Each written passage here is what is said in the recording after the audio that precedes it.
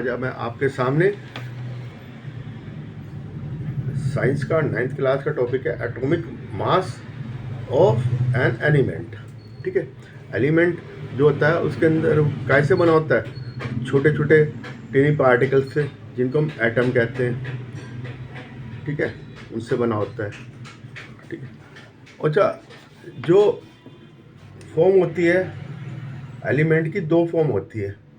ठीक है, एक तो होती है आयंस और दूसरी होती है मोलिकुलर फॉर्म। ठीक है, मोलिकुलर और आयंस फॉर्म। ठीक है, तो सबसे स्मॉलेस्ट कौन सा होता है? हाइड्रोजन।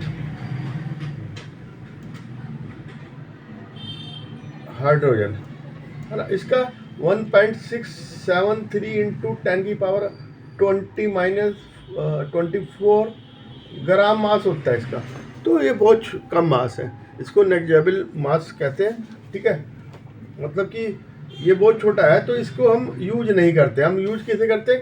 कार्बन 12, है ना, कार्बन 12 को, कार्बन 12 में 6 न्यूट्रॉन और 6 proton.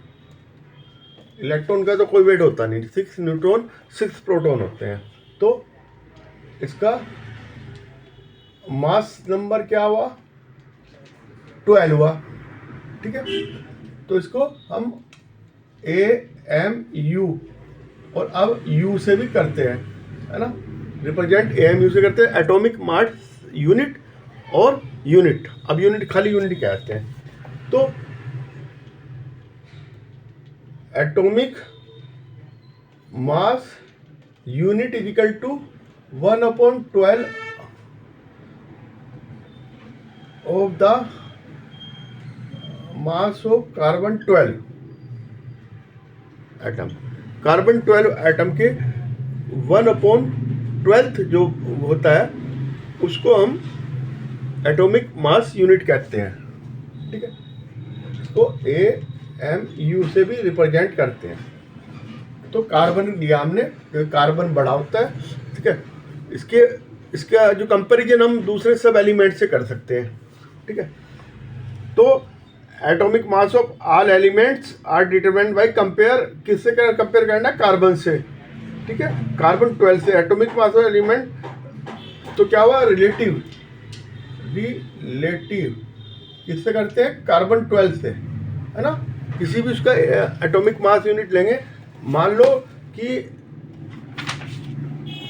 We suppose that 20U, 12U तो कार्बन का हुआ, ये 24U मैग्नीशियम का हुआ। तो 24 time heavier than 1/12 of carbon. ठीक है,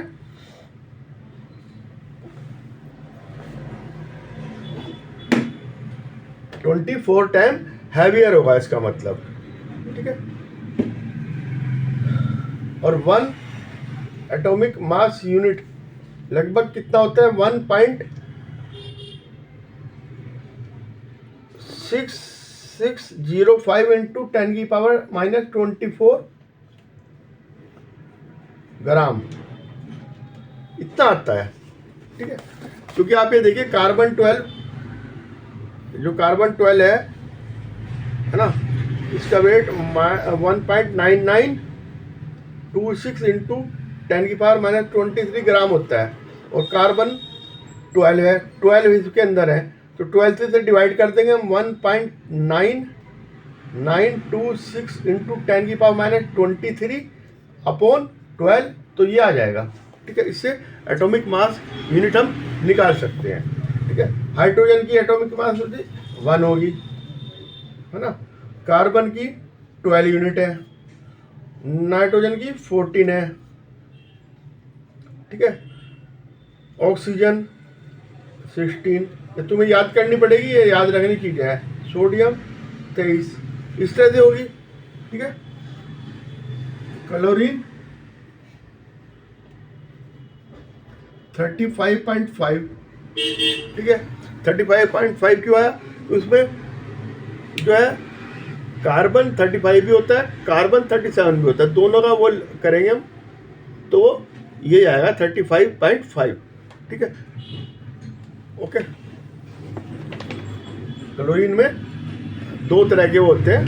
ठीक है, तो सिंबल जैसे हमने ये सिंबल ये लिए कोई लिए, तो इससे क्या पता है कार्बन के अंदर 12 वो है।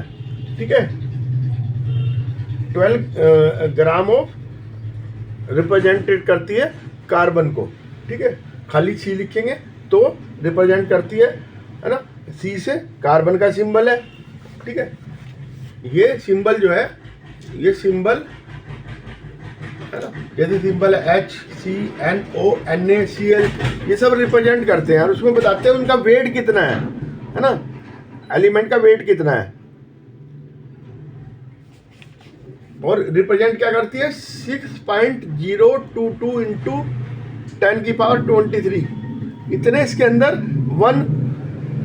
इसके अंदर इतने एटम है। ठीक है, ये इसे कहते हैं आवोगाद्रो संख्या। Number, Avogadro number.